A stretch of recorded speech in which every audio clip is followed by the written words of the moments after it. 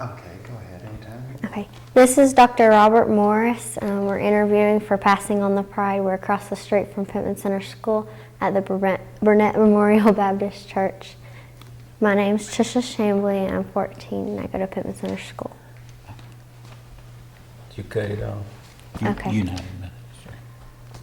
Burnett Memorial United Methodist Okay, Church. I'm going to say go and then wait about 2 seconds and then just look right in the camera. Okay. Okay. This is Dr. Robert Morris. He is a longtime resident of Pittman Center. My name is Patricia Chambly, and I'm interviewing him for Passing on the Pride for our documentary. Today is April 18th, 2002, and we are at Burnett Memorial Methodist Church across the street from Pittman Center Elementary School. Anytime you're ready. Did you go to school to become a doctor? Yes, I was a student at the old Pittman Center School. High school was located a short distance from here. Graduated in 1944. When did you first become a doctor in the community? Well, I graduated from medical school in 1953, and I practiced surgery in Knoxville, Tennessee for many years. When you came to the Pittman community, what was the overall health of the community? Well, when I was young, I was born a short distance from here, and back in those days, there were very primitive conditions. People that lived here sustained themselves with what I suppose you would call sustenance farming, grow their food and all their provisions on the land, which, as you can see, the topography means they worked hard on the hillsides to get their vegetables and so on. And at that time, there were no roads into this country and no electricity, and we operated much like the old stories that go with Abe Lincoln. So you had no indoor plumbing or? No indoor plumbing. The closest water was the creek, which was utilized in the summertime for bathing, swimming. Most of the water was obtained from spring water, springs that come out of the ground, and didn't have any refrigerators, no ice box. And usually what we'd do is build a little house across the spring, called it a spring house. And you set milk and things that you wanted to keep cool in the spring water. Oh, neat. What about your meats and stuff? How did you keep those? Most people, they would grow hogs and cows. And I remember when I was young, I used to hunt a lot, squirrels and so on like that. I became a squirrel hunter and fish. So you took some of the animals from the land and the fish from the rivers and creeks. Did you have a market day or anything that you could go to, market day? Yeah, there were small country stores, old-fashioned country stores where the produce would be on shelves, and they had the typical nail keg filled with nails, and most of them would have a checkerboard on it, and so it was kind of a meeting place in a way. And then we used to also have, coming through this country, what was called rolling stores. Merchant would obtain a truck, fill it with produce, come around through the country and stop and say, you need any salt or soda or whatever, you know. Those were called rolling stores, but they were small stores in the community. Oh. Then the community, they had festivals and stuff? Were those put out by the church? The festivals? Festivals. Yeah, the social activity, particularly for teenagers, was geared around the church.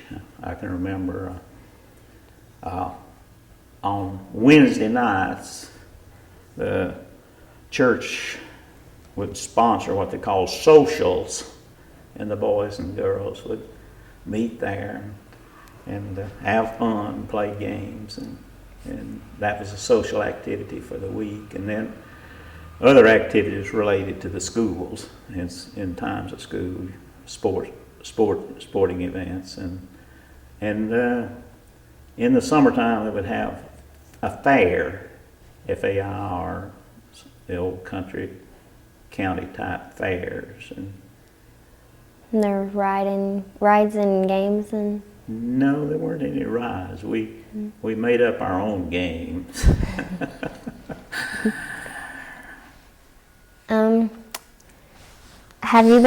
Did you go to the Pittman Center Elementary School or just the high school? No, I went to smaller schools. Back in those days, they had one-room schools, and eight grades were taught in the school.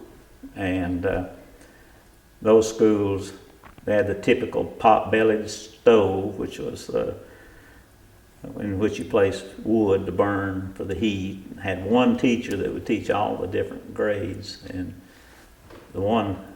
my father was a school teacher, so he moved around quite a bit.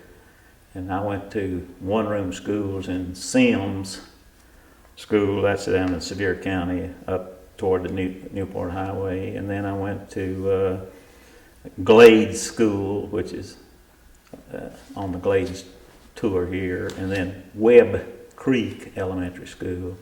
That's about 4 or 5 miles up Webb Creek from here. And I graduated from one of those schools in the 8th grade. Wow.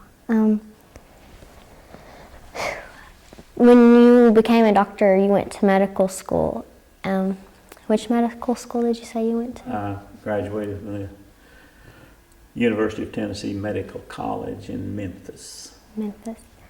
When you came to the community, did you have a doctor's office or? Well, I practiced in Knoxville. I never did practice in this in this community. I was a surgeon specialist, and the physician up here at that time was Dr. Robert Thomas, who came here in about the mid-20s, and he's well known in this area. Robert Thomas Foundation. He was a physician as well as a minister, very intellectual guy, and one of the smartest guys and the most varied, educated guy that I ever had the pleasure of meeting.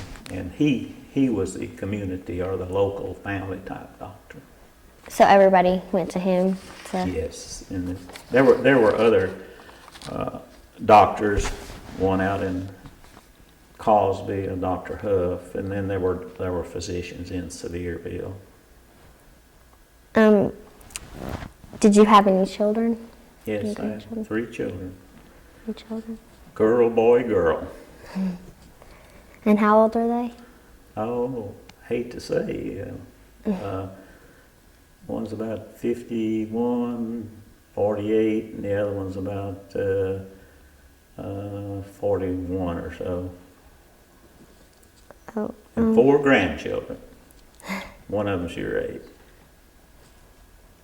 And they don't go to school at Pittman Center either, do they? No, I have a granddaughter that goes to school in Orlando, Florida, and my grandson goes to Webb, West Knoxville.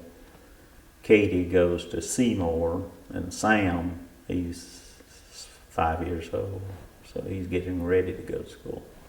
Oh. When you were in Pittman Center, when you first moved here, were there any big disasters or anything that changed the area? So I lived here all my life till I graduated from high school. The only serious disaster was in 1938. That was a year that a tremendous amount of rain, and I think the remnants of a hurricane came into this area and probably had 10 or 12 inches of rainfall, coupled with all the wet weather we'd had all summer, and there was a flood that came through Pittman Center, came down Webb's Creek, and 8 people lost their lives in that flood. That's the only major disaster that I recall. It was interesting geologically. For years, you could look in the mountains, and in the hollows, you could see what we call blowouts, where the ground just looked like it erupted. Large trees uprooted, and these were all over the mountains. It took probably 20 years for the scars to heal. Wow. From the tornado or the hurricane? Well, from that particular rain, which was the remnants of a tornado. I mean, of a hurricane, which came in off the Atlantic. Oh, and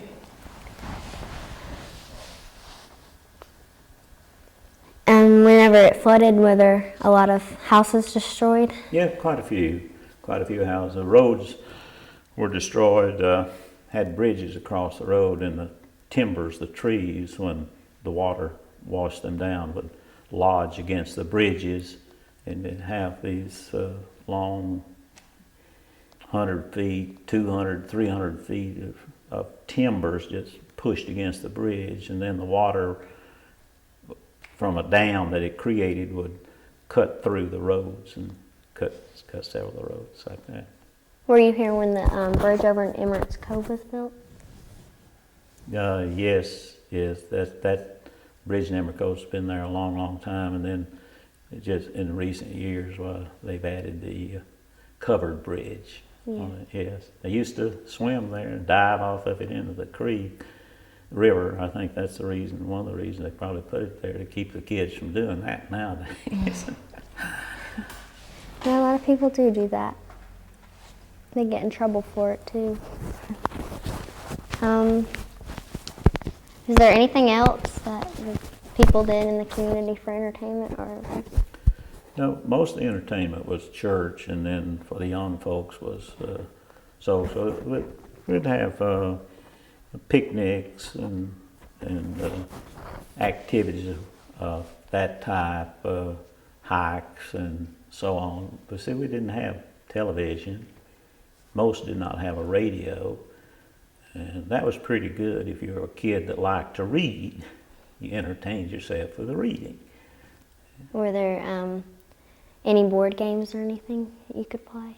Did you have board games? No, we didn't play those type of games in those days.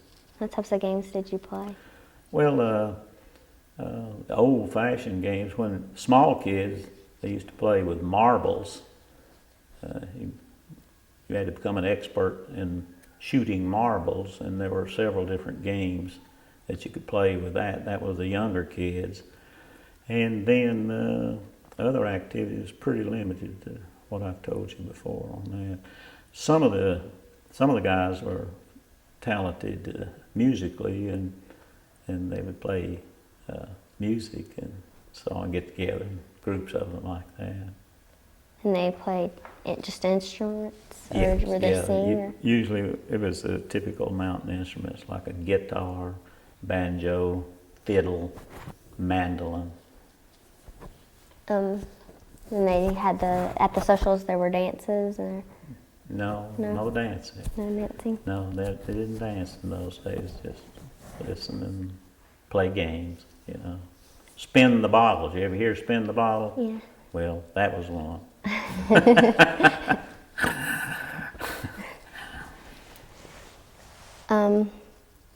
Did they have the fall festival then, like they do now? I beg your pardon? The fall festival, like they do now over at the school?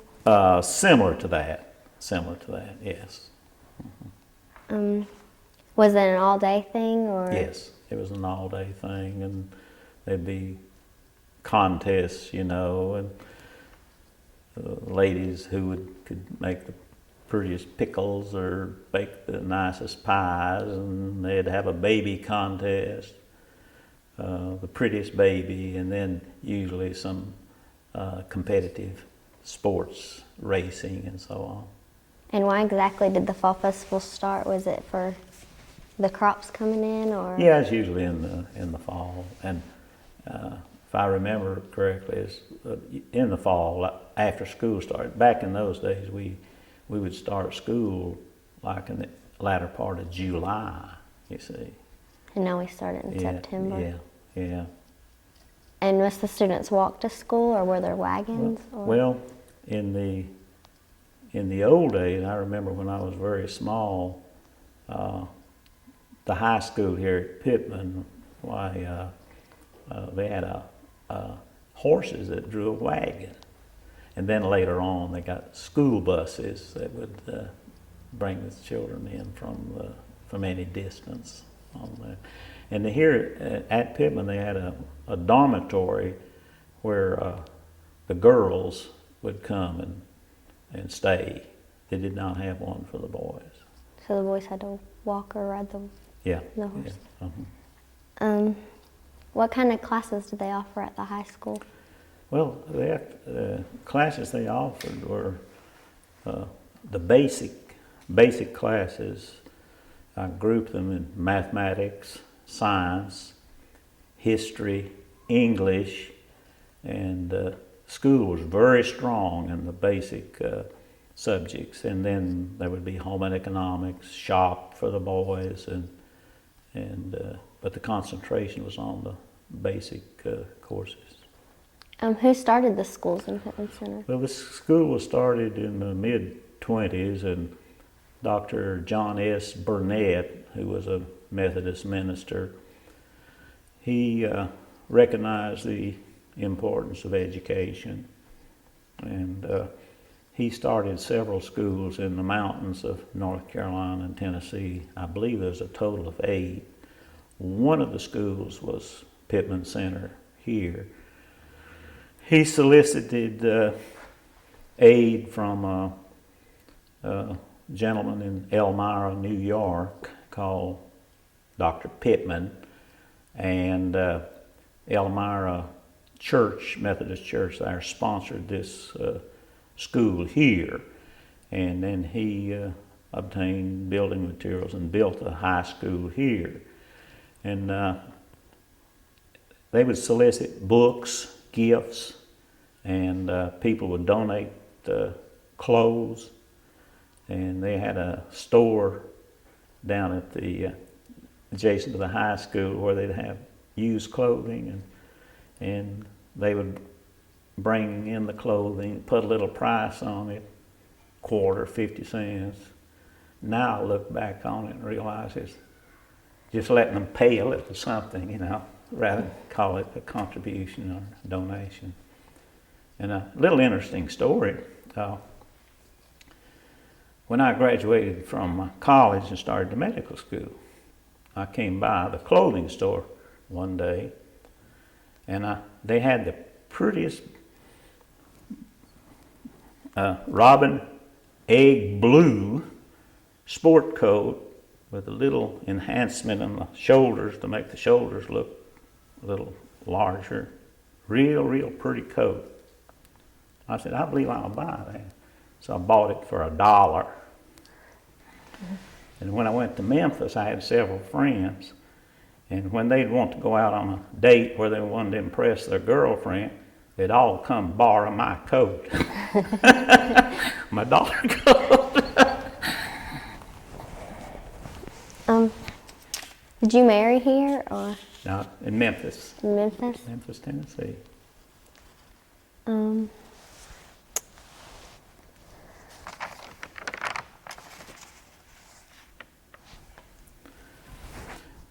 Might throw in this, interesting, this school here, when it was started, it was Dr. Thomas, who later became head of the school, and he was a physician at that time. And had a principal named Mr. Luther Flynn, who was very diligent in having a good school. And teachers that were teaching here, many of them came from the north, Pennsylvania, New York, other places. And these were people that were highly dedicated to teaching. They did it because they wanted to do it. And consequently, we had some superior teachers in this school. The teachers, they were from the north. Did they get paid to come, or? They had some sustenance pay, but they weren't doing it for the money. The school was small. Yes, the school was small. My father was graduating, the first graduating class at Pittman. I think there were 3 in it. And then through the years, the graduating senior class would be probably 20 to 30, 35 people. And the year that I graduated is 1944 during World War II, and most of the boys dropped out of school and volunteered and went to the Army.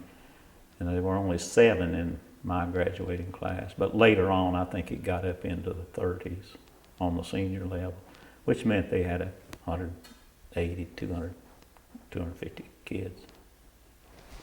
Before you decided to become a doctor, did you have any other career choices? Well, I was in the Army when I was young, 17, and I stayed in the Army for 4 years and was able to have a pretty good short-term career in that. I had the good fortune to be commissioned in the infantry, so I spent almost 4 years toward the end of World War II and spent 3 years in Germany subsequent to the war in the Army of Occupation. Then later on, I came back, finished my pre-medical training in college, graduated from medical school, and at that time, the military had some good opportunities for physicians to go into the military, particularly if you didn't have any money. And so I went back when I graduated and completed my internship. I agreed to go into the military, and they agreed to send me to professional residency training in surgery, which was for a period of 5 years, if I would agree to serve 3 years after that as payback time for it. So I spent over 8 years in the military as a surgeon, and finished that up in 1962. Came to Knoxville, practiced in Knoxville till I retired. How many years did you practice in Knoxville?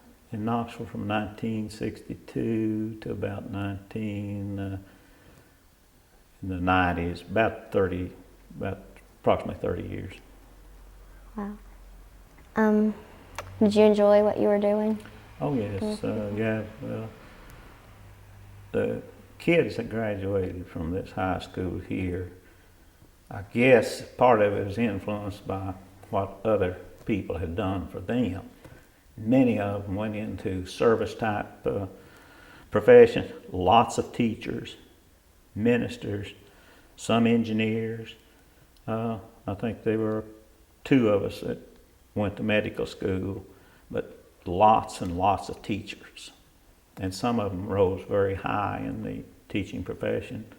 One fellow, I think, was superintendent of schools in a big school in Florida. Dr. Thomas's son, Laverne, went on and became a teacher in mathematics and headed the mathematics department for Syracuse University. Wow. So some very competent kids. And they graduated from Pittman Yes. High School? Yes. Now the high schools joined, though. And when did that happen? I think it was around 1960 it happened. And it's interesting. I've been following through the years Gatlinburg Pittman High School, and I was impressed with the number of National Merit Scholar finalists they have at Gatlinburg Pittman. And someone told me it was rated as the best public high school in the Southeast. And I was looking at the paper the other day for the pictures for the valedictorians, salutatorians and all 5 pictures from GP were National Merit Scholar finalists. And compare that with some of the larger schools in Knoxville, like say Farragut, I'm not sure, I don't think they had one. And I've noticed through the years that the two schools in this area that have the greatest intellectual accomplishment, scholastic accomplishment, is Gatlinburg-Pittman and Webb High School in Knoxville. Both of them have kids of that quality. Wow. So it speaks well for the school here. Most of the kids come out of Gatlinburg, but we have some that come from Pittman because we're so small. Is the community bigger now than it was when it first started? Oh yes, it's completely changed. Nothing like it used to be. And when old timers like me tell stories, everyone thinks, well, are you sure you're telling it right? I remember when I went to North Carolina State, and when I was 17, I got to go over there in the Army for a year before I became 18, going active duty.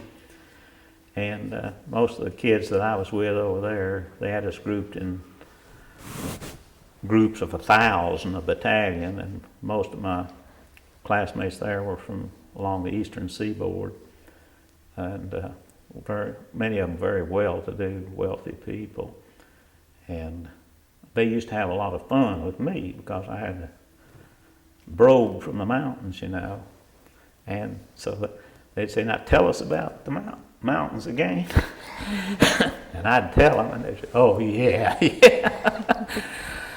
So all I had to do was tell the truth. But they couldn't see that type of living was going on at that time. So it was interesting, a lot of fun. I'll tell you funny. I had never seen any colored Kodachrome type pictures, you know.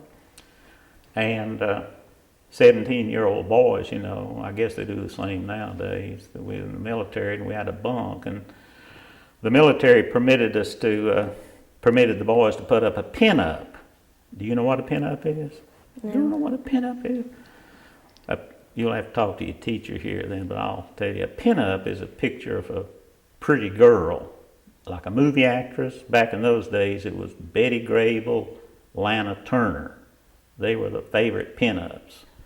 And so the boys would put the big picture on the front of the bed, and so I was over the bunk of the bed, and one day I was in there looking at those pictures, and I said, I wish I had me one of those pretty colored pin-ups.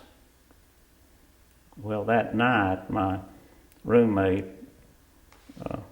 came in. When I came back from the study hall at night, I looked at my bed, and there was the prettiest pin-up you ever saw of Lena Horne. Now, Lena Horne was a favorite colored singer. I didn't take it down. I left it.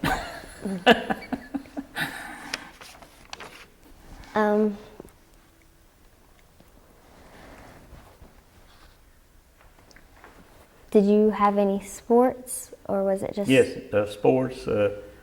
Gatlinburg here, Gatlinburg and Pittman Center High School, they always had good athletes, and back then we had, even though we were a small school, one of the best basketball teams in the whole area, and a lot of the kids here went on to college and played basketball, and I played basketball in high school, and later on I played some baseball.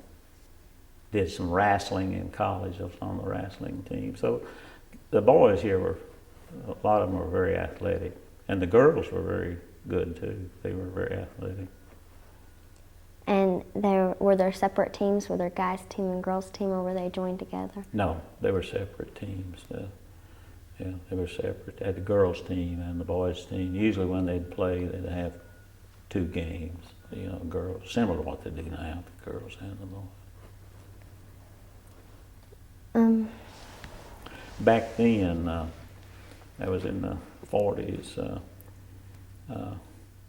segregation, you know, was prevalent in the South, and And I remember we used to schedule Austin High School in Knoxville. That's a Negro school. And they had terrific basketball too. And we used to schedule them home and home series. We'd go down there and play them, and they'd come here and play us. And the greatest turnout would be at the Austin Pittman Center basketball game. And then later on, when the state took over, they stopped the schools from playing, the colored schools. But back when I grew up, we played colored school, which is interesting.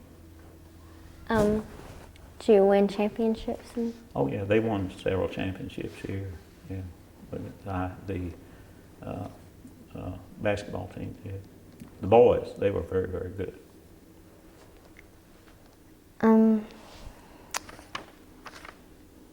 When you first came to Pittman Center, were you here just traveling through, or did you come to settle? No, I was born here. You were. Yeah, I was born about a mile up Webb Creek from here. And Dr. Thomas, he delivered me in the home in 1927. And he also delivered Dolly Parton, you know. And a little interesting story on that. The school here was sustained by donations, you know, and gifts. And Dr. Thomas was a good preacher. He was a good physician and a tremendous PR man, public relations. And he would go to churches, you know, and tell them about what was happening here in the mountains, and then those churches, they would make donations to him, and they'd donate clothes and donate books. We had a good library because of people that would donate that. And when I was in medical school in Memphis, he used to come to Memphis, and he would like to take a student, you know, out. So I was his representative, and of course he was getting full publicity out of the fact that I was going to medical school from up here, you know. So we go to the churches and down there. And in fact, it's interesting story is that he had one in the church down there, and there was an elderly lady was there, and when it was over with, she came up and said to me, said, "Would you come to tea on Sunday afternoon?" But, you know, we don't have teas in the mountains. So I go to tea, and she was pretty smart. She was a smart old lady. So she knew that young boys like to see pretty girls, you know, and vice versa. So she had told me to bring a friend, and when I went there, she had a couple of very pretty girls there. One of them was an airline stewardess, and then the other one was this pretty blonde girl, which I met and subsequently married.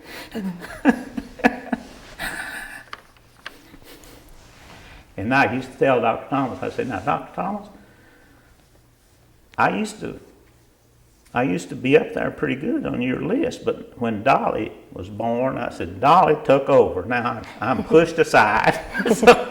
So he would promote Dolly.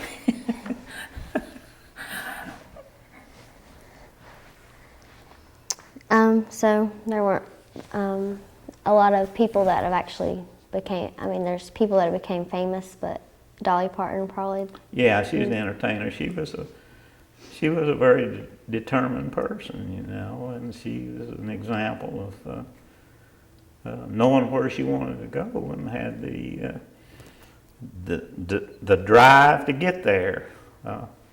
You see a lot of kids in school today. Some of them are very, very smart, and some of those do not have the drive to really take advantage of their talents. But when you get a smart kid with a lot of drive, that's what makes the world change. How do you think our community's changed since when you first moved here? Well, it's more like everywhere else in the country now, you know. All we have all the niceties here that people have anywhere. And that all happened in a very few years. And it's an example of what happens when you have good schools and kids get a good education. Educated people make things happen. Well, I guess that's it, and thanks for coming and talking with us Well, you're welcome. to help us out. And Yeah, it's my pleasure. thank you.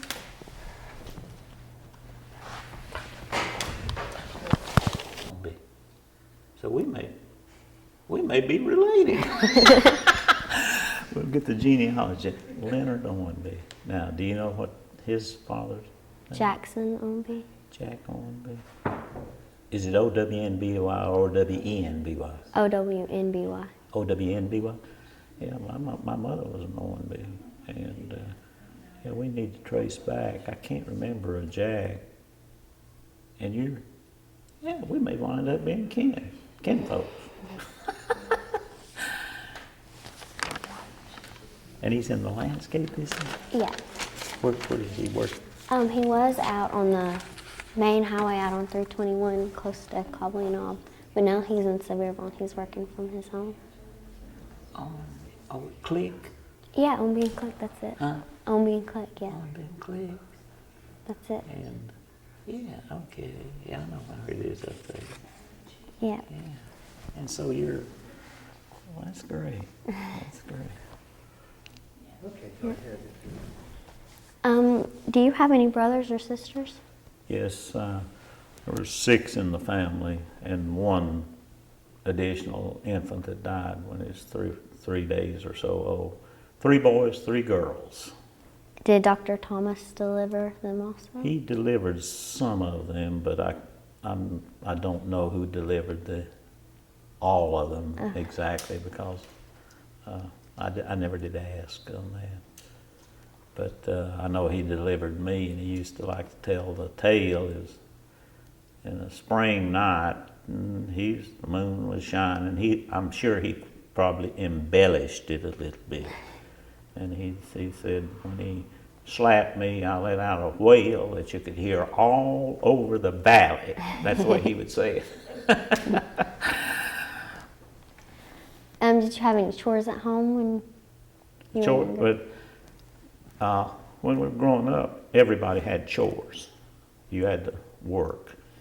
And we usually have a cow, milk, to get milk. And one of my jobs was to milk the cow, which I would do twice a day. And then we'd have hogs. You'd have to feed the hogs and feed the cow. And my other chore was to get in the firewood.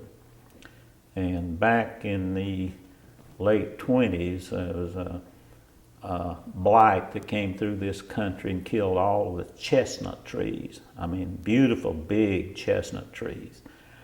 And when the chestnut trees would die, you would look into the forest and you'd see this dead tree. And it turned out that old chestnut trees were great wood. So I used to go saw them down, saw them up, and split them into what you call stove wood. Now, stove wood is the wood that you use to cook with. And then you would get oak logs and burn them in the fireplace for heat. And the chestnut was very dry, and it burned too fast for the fireplace, but it was great wood to cook meals on. And so I'd go collect all those old trees up, and then in the summertime we'd raise our food, gardens, and it grew a lot of tobacco. I never was very enthusiastic about the tobacco, but it was grown as a commercial crop. And truck farming here, beans, grew very well here. So in the summertime, when I was a kid, I'd stake me out 3 or 4 or 5 acres of beans, stick beans, and grow them and take them to Knoxville and sell them for income. Saved up a little money like that to go to school on. And So it was mostly that type of farming, and you worked all summer long. I mean, kids worked. Um, Yeah, we're rolling again. did the girls and the boys have separate chores? Were there certain chores? Yes, see, most of the summer was spent growing food, which sustained you during the winter months. And kids, they'd pick berries, you know, blackberries, raspberries, gooseberries, huckleberries, muscadine, and moms would make jelly out of it. And they'd can the berries, and then they would can vegetables, you know, tomatoes, and et cetera, and et cetera. And then potatoes, we grow potatoes. And interesting might be to you is that the way you keep the potatoes so that you could use them in the wintertime, you would dig a hole in the ground, and we had a lot of plants here called broom sage. So you pick this broom sage, which is kind of like a straw-like plant, and when it dry, and you'd take the broom sage and line that hole in the ground about 6 inches thick, and then you'd put the potatoes in on that, and then you would take some more broom sage and cover it up, and then take dirt and build a mound of dirt over it, and then you dig your hole through where you could get your arm in to get the potatoes.